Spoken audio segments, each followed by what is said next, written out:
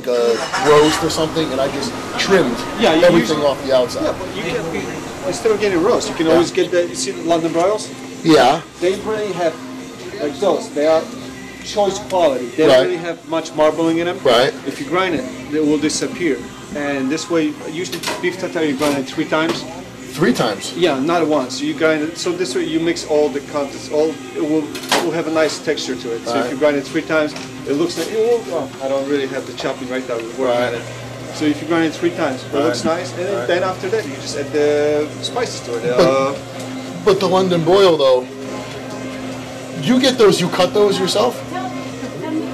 It comes from a whole top ground. It's a big hunk of meat. It has it is. So these were just been cut. Yeah. So everything's been trimmed from it anyway. So it's all everything that's right there is already clean, fresh. Yeah. It's never been exposed. Okay, perfect. Yeah. Okay, otherwise, the whole top ground it has like big pieces of fat. You see those ropes here? Top ground's kind of like that. Right. You just have a little more fat on it and things like that. You take most of it off, and you usually the trimmings of the top round you use it for grinding, for the chopping and things like that. Okay. You mix with the shoulder cuts and things like that. And inside the lean part, constantly you have London broiler. You can cut them up for the pieces. You stew. Okay. So this as it is, I don't need to. You don't have to trim it or anything. No, just cut them to smaller pieces and grind it. Do you have a grinder at home? Yeah. Yeah. So just how much do you actually gonna make? Just give me a whole piece. I like it a lot. I'm not gonna eat all of it, but I'll share some. You know. I guess I mean, you know, in Poland we used to make the people we don't have any cows grown for the steaks. Usually they are milk cows. Oh, right. So they usually use fillets, beef fillets. Oh, to make the tartare? Beef tartare. But in here, the beef fillet, the cows are grown for the steaks and things like that. So it becomes too expensive. Right. So you're not going to use $14 or $15 per pound piece of meat just to grind it and make I mean, if you have the trimmings and pieces, but it's still, that's the thing, it's lean, and that's what you want. You want something very, very lean. Right. Because a couple times I was in Poland, every time we went to a restaurant, because the guy, I was somebody's guest, so I would order it every time. It was so good. Raw meat, you know, some people add fish to it. Anchovies. Yeah, something like that. Do you care for it? I don't mind it. It's okay. It's probably not my preference, but I don't mind it. Yeah, I mean, I tried all different ways. Yeah. Usually, when I have friends over, you guys drinking, have shots of vodka. That's the dish the Polish people really always have. Well, which one would you like? Doesn't matter. You pick one. It's fine. I like this one. Yeah, that looks good. When you do it, do you mix it with an egg yolk or do you mix it with oil? Oh, you mix you put a little oil. Yeah. Yolk, pickles, onion. Yeah, I do. And what the heck? It's not soy. Maggi. It's I know what you're talking about. It's like a soy sauce. It's salty. Yeah, I never knew what it was, but I know what you're talking about. It's called Maggi in Polish. You had to put soups and things like that. It's kind of like a soy sauce. It's very high sodium in it. So, but you use salt, black pepper. Okay. You chop the onion, chop the pickles, and eggs. That's it. Perfect.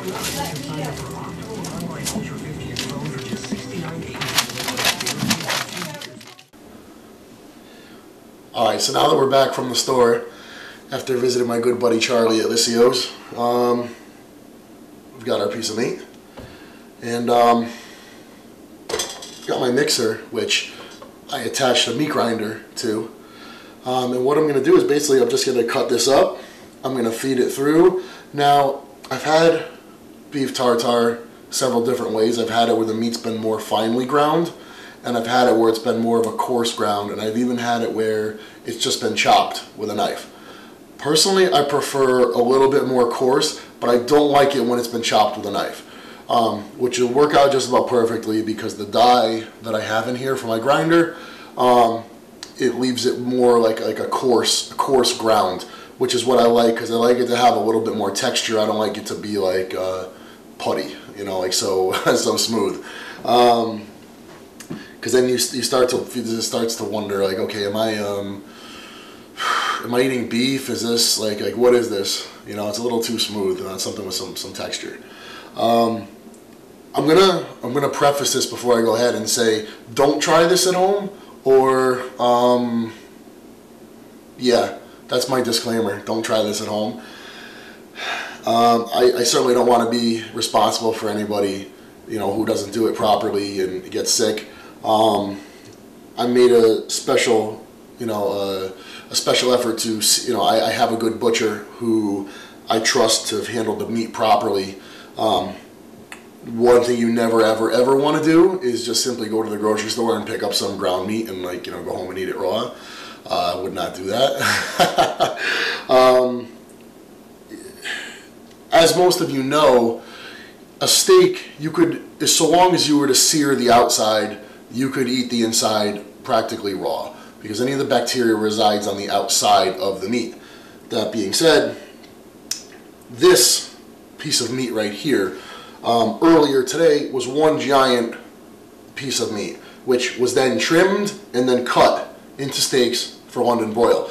So any part that was exposed to the outside has already been physically removed. So whether you choose to physically excise it or cook it, you are achieving the same thing, and that is either killing or removing the bacteria from the outer part of the meat.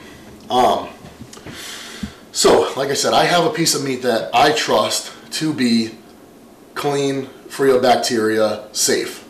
Again, if any of you are going to try this yourselves, I would recommend that you either get the meat from I would always recommend you getting your meat from a reputable butcher, someone who you have a personal relationship with. It's someone who you're able to tell them what your intention is for that meat, and that hopefully if there's someone who knows what they're talking about, they could guide you. Charlie, as you saw earlier, is of Polish background, and this is something that is very common, so it's something he's very familiar with, something he does all the time, so he was able to point me in the right direction. So, without further ado, let's get started. I guess, like you said, I got hooked on it during my visits to Poland several years back. It's very common there, and I was someone's guest, so everywhere I went, I was well fed, and it's something they recommended, something I liked, and then every restaurant I went to after, something I would order. Again, there's really, assuming you're working with, well, first of all, it's incredibly tasty, and assuming you're working with, you know, high quality meat that's been handled properly and prepared properly, it's safe. From a nutrition standpoint, you know, we're using a cut of meat that is very lean, and, you know, from a digestibility standpoint, you know, some people might argue that cooked meat is more digestible, even though it is slightly denatured. But either way, I mean, it's a fine source of protein. As you're going to see later on, we're going to add a couple things to it, but nothing that would prevent it from being a viable part of someone's diet, whether it's off season or pre-contest. Well, I'll show you later. But I think it's an excellent tasting food. It's something that you know, and from a nutrition standpoint, it works. I've seen and experienced tartare done a few different ways. One of the ways is, all right, there's typically things that you would put like as accessories to the meat, right? Like capers, chopped up baby pickles, maybe some marinated mushrooms, maybe some mustard on the side. Now, the way that I like it is to have the beef kind of front and center and have those condiments on the side. I've also seen where people kind of just put all that in with the meat and then throw it through the grinder again and just kind of like mix it all. And to me that reminds me of like raw like meatloaf or something, like ugh, gross. I prefer to have it the other way, where all I'm going to do is add some oil, raw egg yolk, and some salt to the meat and mix it together. Put it front and center, and then put the, you know, some condiments on the side and serve it with some sliced bread to have. Really good. When it comes to the oil, I would prefer something mild. I wouldn't use olive oil because sometimes it can have like a bit of a bite to it. macadamia nut oil is nice. I have some almond oil, really nice, because it's mild, but it's kind of rich at the same time, so it won't, I wouldn't use olive oil. I also wouldn't use like sunflower oil or safflower oil, because most of it is junk. This is actually a very high quality almond oil. By Flora, they actually make a lot of good oils. You probably have heard of Udo's oil. Their processing, everything is pretty much top notch, so you know that you're getting oils that are not oxidized and are what they're supposed to be. And you can actually taste the difference. So we've got several pounds of meat here, and I'm probably only going to add maybe 1 or 2 tablespoons of oil and 1 egg yolk. I'm kind of just going to rough it, just do it on the fly, and see kind of how it looks. I could probably find a recipe somewhere, but this is more exciting, right?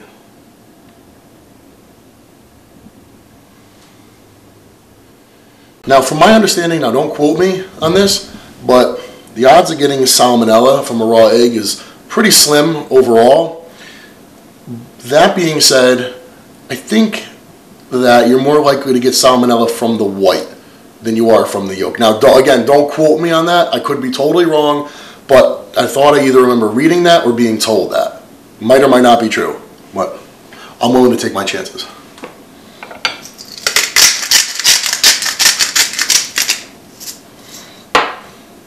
You could add pepper if you like. I don't like pepper, so I don't add it.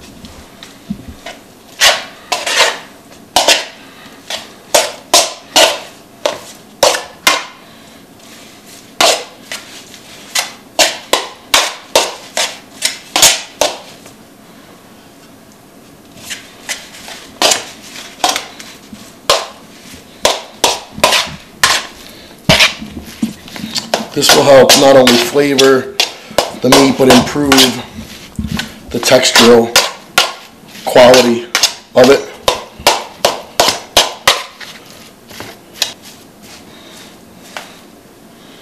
I'm just going to give it a little taste to see if it needs more salt.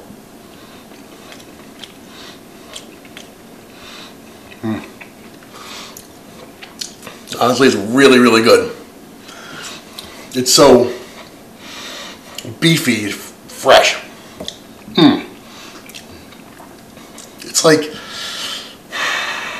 It's like sushi with steak, but better because it's tartare. It's like tuna tartare, but better because it's beef.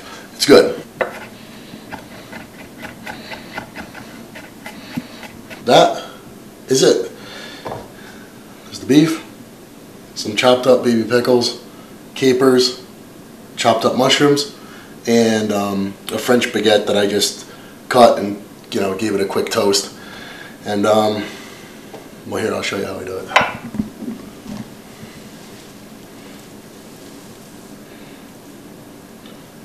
I'm telling you guys, this is actually like really, really like super good. Like not just like yeah, it's okay. Like, no, it's like really, really good.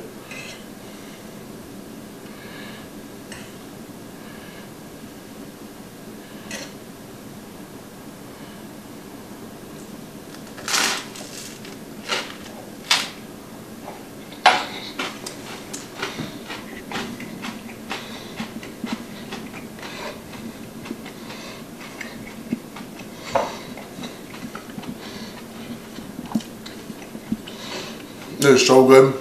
And honestly, like if you were doing it the last meal of the day, oh, I don't want to have any bread, like, you don't even really need the bread. Like, the meat is so good itself, and with a couple little chopped up sides, which, so what, it's just some vegetables. Really, really good. I would tell you to try it, but I don't know if I should do that. So I'm just gonna finish this off and enjoy it. So, see you later.